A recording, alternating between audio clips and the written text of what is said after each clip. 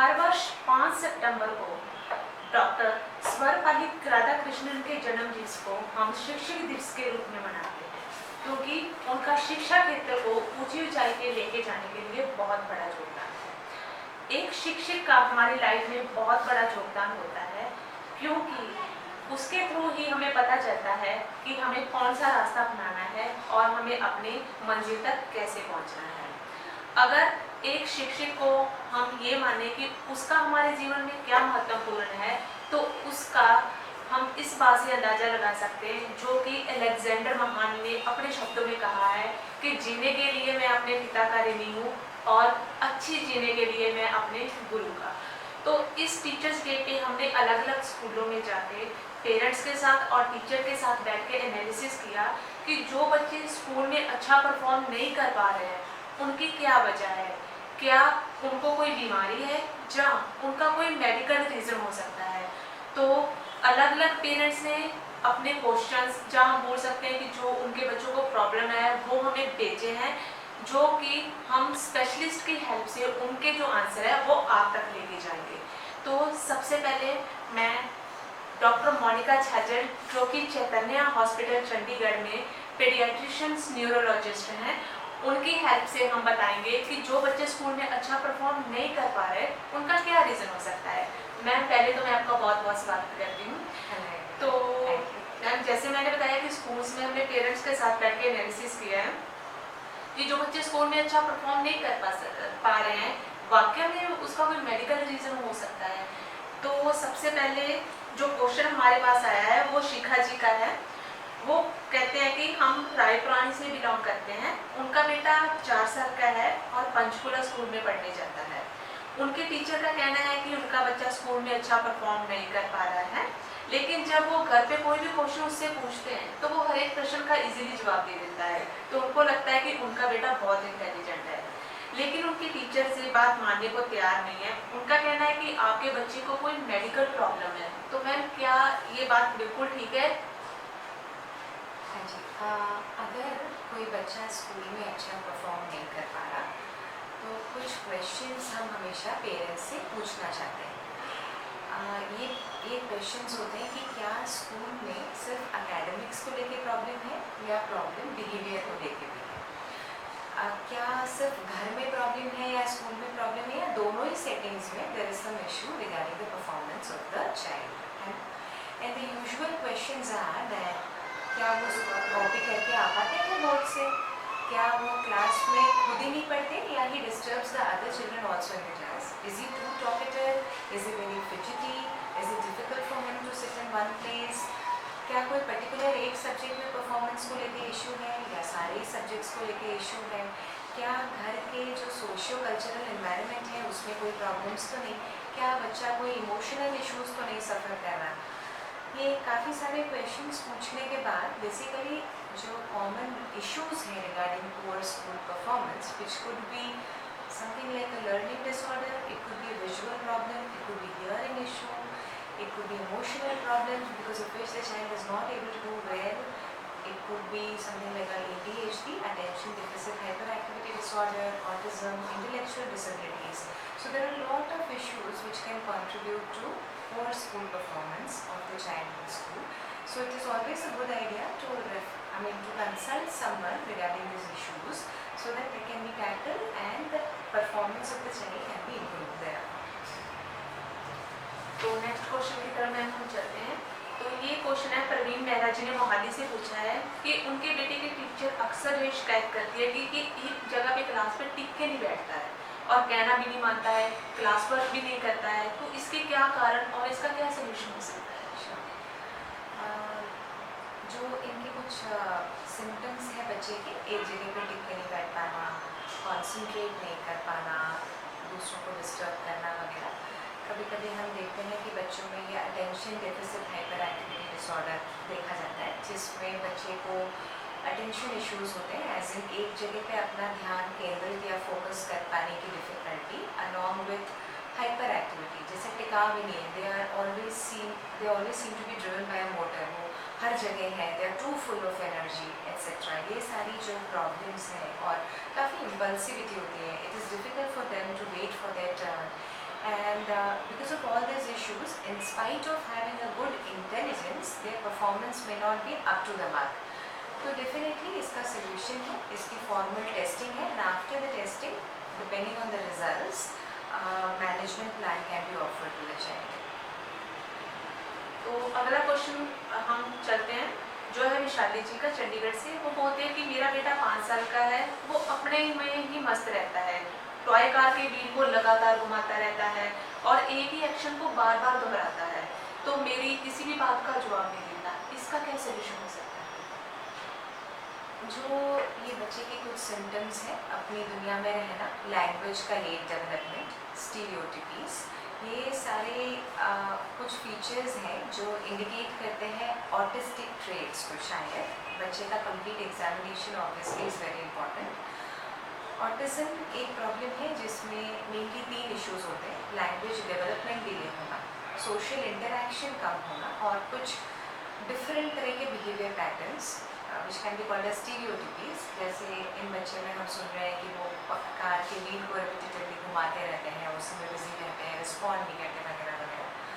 तो again a formal testing would be required to find out if he has some features और if he has a full blown autistic syndrome. And depending on the diagnosis, again a complete plan including sensory integration therapies and various other things can be offered to the child.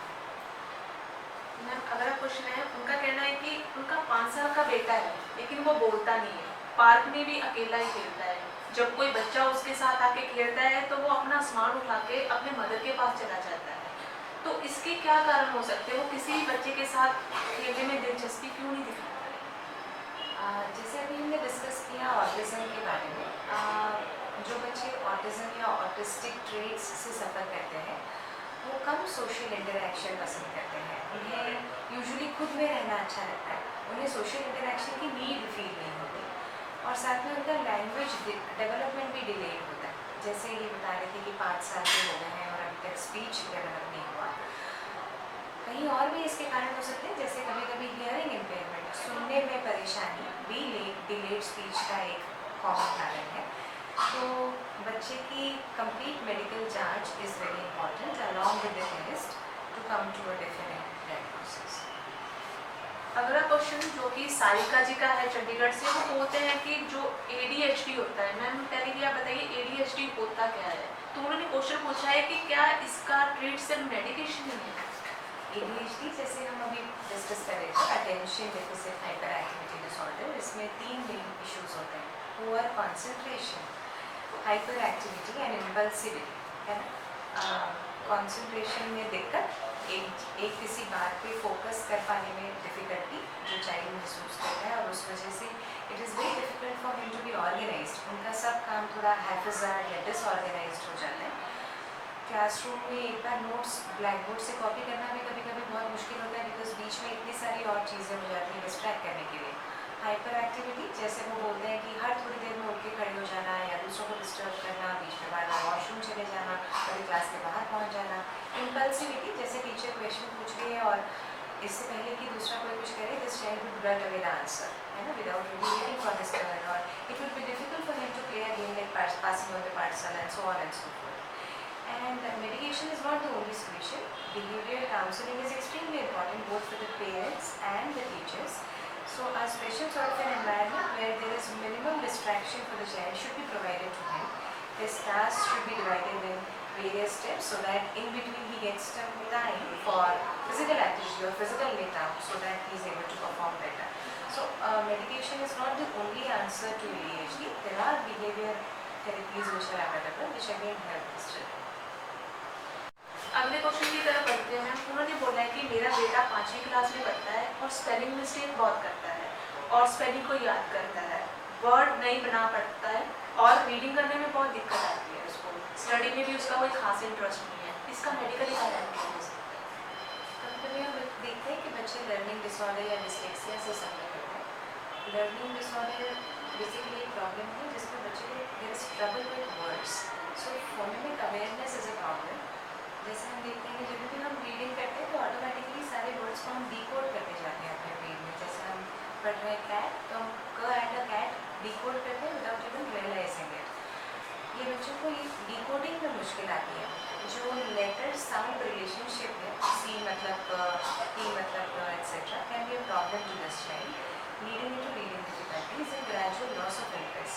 There can be various other issues also associated with learning disorders. So again, the child needs to be systematically analyzed, and then it can be helped by a lot of special education techniques and stuff.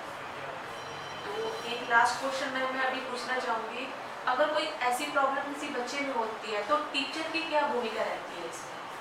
Teacher बहुत ही important role play करती है, because teacher का जो feedback है कि बच्चा अच्छा नहीं कर पाने का जो कारण है, इसके बारे में हम हमेशा टीचर से ज़रूर डिस्कस करते हैं कि क्या उन्हें लगता है कि बच्चा ओरल परफॉर्मेंस अच्छा दे रहा है, रिटन परफॉर्मेंस में प्रॉब्लम है, बच्चे के सिर्फ अकेडमिक्स में दिक्कत है, या बच्चे का बिहेवियर भी एक इशू है, बच्चा क्या दूसरे peer relationship with other children कैसा है। ऐसे बहुत सारे सवाल हैं, जब टीचर उनका हमें सिस्टमेटिक आंसर देते हैं तो हम एक डायग्नोसिस पे इजीली पहुंच जाते हैं, along with the test of course.